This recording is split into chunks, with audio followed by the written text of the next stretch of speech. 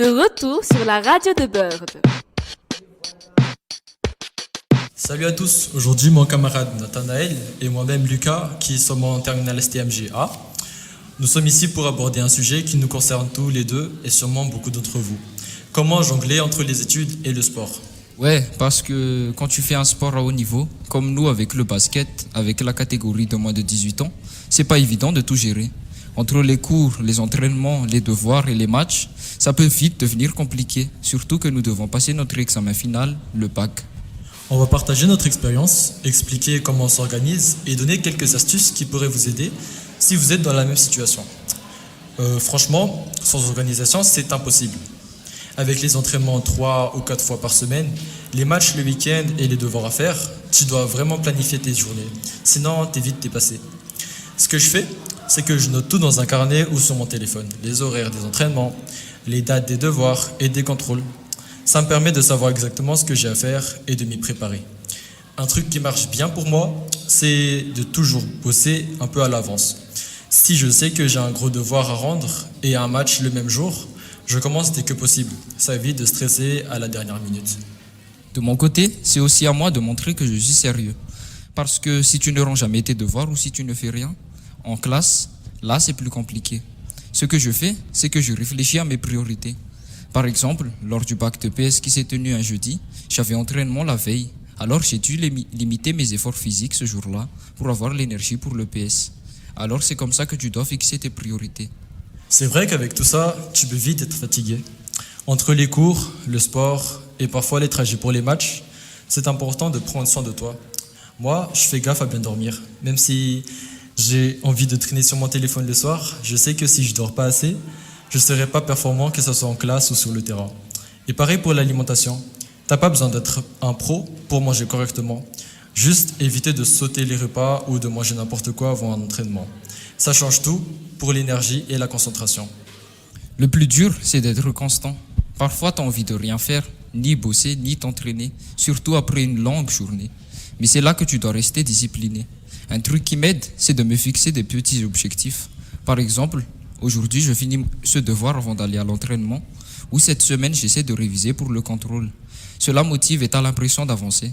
Et même si tu échoues parfois, n'abandonne pas, c'est pas grave. L'important, c'est d'apprendre et de ne pas lâcher. Le sport, comme les études, c'est un marathon, pas un sprint. Donc, pour résumer, gérer études et sport, ça demande beaucoup d'organisation, de discipline et parfois de faire des choix. Mais c'est faisable, tant que tu restes motivé et que tu t'adaptes à chaque situation. Et puis, le sport, c'est pas juste un obstacle pour les études. Ça t'apporte de la rigueur, de la gestion du temps, et ça te libère l'esprit quand t'es trop sous pression. Bref, si vous faites du sport à un bon niveau, continuez, mais trouvez votre rythme. C'est possible de réussir dans les deux. Merci à tous, ce fut la fin de notre petit podcast, j'espère que vous avez aimé. De retour sur la radio de Bird. Bonjour à tous, aujourd'hui nous sommes avec Rihanna, Vania et moi Noah. Alors, nous allons vous présenter une idée innovante en tant que représentant des jeunes entrepreneurs à Madagascar. Vous avez déjà vécu un moment où la lumière s'éteint juste avant de charger votre téléphone ou de finir votre série préférée, envoyer un mail important, un devoir urgent? En fait, à Madagascar, c'est presque devenu la vie de 60% de la population à cause de la Jirama. Mais aujourd'hui, en tant que jeune entrepreneur et avenir du pays, on est là pour changer ça avec une solution simple, innovante et qui parle à tout le monde, Soliva. Alors notre mission en fait, c'est que Soliva veut fournir à Madagascar une énergie et une eau fiable, abordable et durable en utilisant des énergies renouvelables et la technologie. Donc c'est fini les galères de coupure et les litres d'eau transportés à dos d'homme avec les bidons. On apporte des solutions pour aujourd'hui et pour demain. Alors, comment allons-nous faire? Côté énergétique, nous allons utiliser l'énergie renouvelable telle que le soleil, l'eau et le vent, mais aussi les énergies biomasse, c'est-à-dire l'utilisation des déchets. Pour l'eau, on va procéder à des purifications de l'eau avec des systèmes solaires et des récupérations de l'eau de la pluie afin de la rendre potable.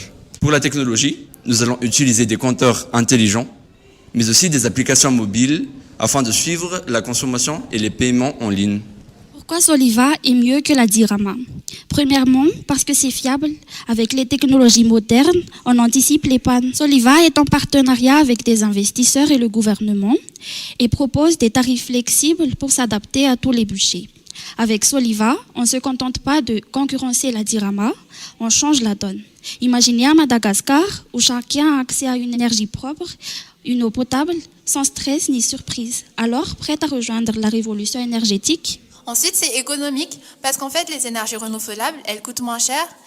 Après, c'est décentralisé parce que si une zone tombe en panne, en fait, les autres elles continuent de fonctionner. Là, il y a la transparence parce que vous savez exactement ce que vous consommez et ce que vous payez. Comme l'exemple de notre établissement Bird. Alors, nous, on s'autosuffit en termes d'énergie, car on utilise des panneaux solaires, mais aussi des fourrages d'eau. C'était la web radio de Bird. Merci de nous avoir écoutés. Salut tout le monde, à l'occasion de la semaine des lycées français du monde, Gracia, Kimi, Kachi et moi-même Touk, en classe de terminale STMGB, allons vous parler des influenceurs et leurs influences sur les habitudes de consommation. Imaginez, vous êtes sur Instagram, un post appétissant attire votre attention. Tiakal, un influenceur culinaire que vous suivez, présente une recette irrésistible avec des produits que vous n'avez jamais envisagé d'acheter. En quelques minutes, vous êtes convaincu et votre prochaine liste de courses est déjà influencée.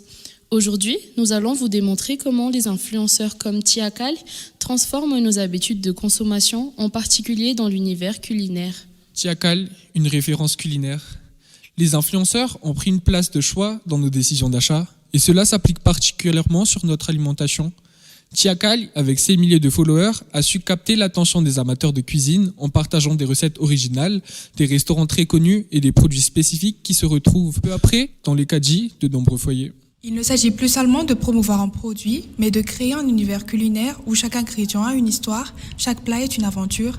Grâce à ses vidéos engageantes et ses publications bien soignées, Tiakal a encouragé beaucoup de consommateurs à découvrir de nouveaux produits et à essayer des marques qu'ils n'auraient jamais choisies autrement et même à adopter un mode de vie plus sain. Par exemple, lorsque Tiakal a commencé à promouvoir l'utilisation de farines alternatives, comme la farine de pois chiches, pour une alimentation plus saine, les ventes de ces produits ont grimpé en flèche avec des magasins en rupture de stock suite à ces publications.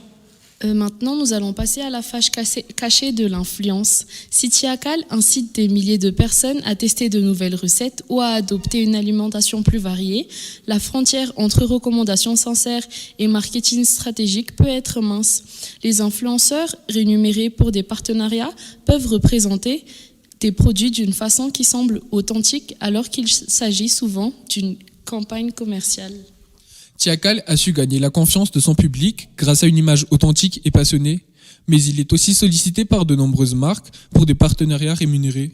Cela pose la question de la transparence. Jusqu'où peut-on faire confiance à un conseil culinaire quand celui-ci est sponsorisé? Le pouvoir de persuasion de Tiakal repose sur son image de guide culinaire sincère.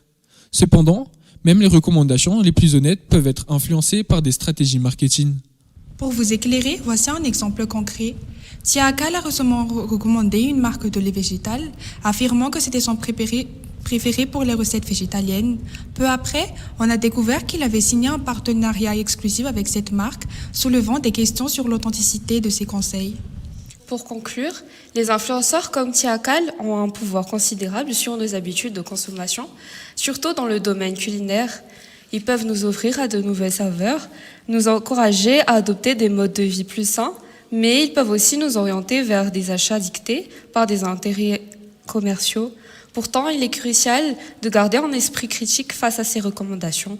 Si un influenceur nous donne envie de tester un nouveau produit ou une nouvelle recette, cela doit rester un choix personnel, basé sur notre propre intérêt et non pas uniquement sur l'influence de quelqu'un d'autre. Alors, la prochaine fois que Tiakal vous fera saliver avec un nouveau post Instagram ou une nouvelle vidéo TikTok, demandez-vous, est-ce vraiment un plat qui me correspond ou simplement une astuce pour faire la promotion d'un produit particulier? Pour finir, nous allons vous présenter un petit slam qui s'intitule « Sous l'emprise des goûts et des réseaux ». Il poste un réel, une assiette parfaite, un bol de ramen sous une lumière nette.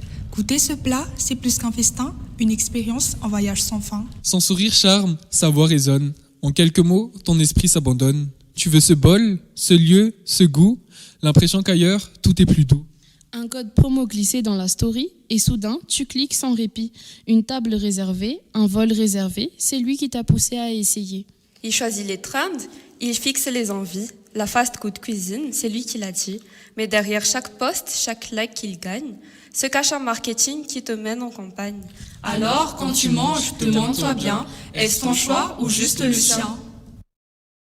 Hello tout le monde. Aujourd'hui, ma camarade Fali et moi-même Némi, en classe de terminale STMGA, allons vous présenter un slam et un chant sur la gestion du stress des étudiants. En cette semaine des lycées français du monde, un sujet qui touche chaque élève toutes les secondes. Un sujet qui n'a pas de trêve. Avant n'était pourtant qu'un rêve. Désormais n'est qu'une réalité, une illusion dont on veut échapper. Celle qu'on oublie, celle qui s'efface, celle qui nous finit, par laquelle nos souvenirs se tracent. Le stress, celui qui nous presse, celui qui change nos vies, celui qui nous détruit, celui qui ignore nos démons, nos efforts, celui qui nous mange, oui, c'est lui qui nous change.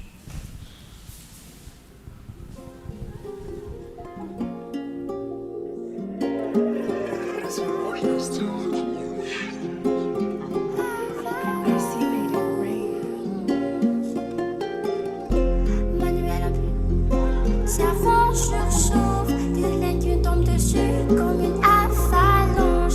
Réussirons non-stop, du planche à coco.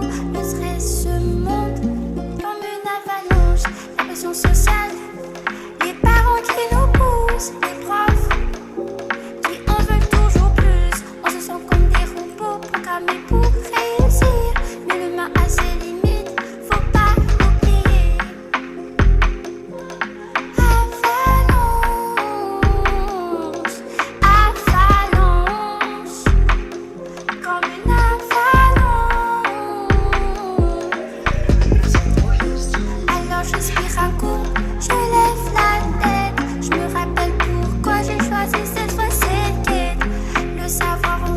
Ma force,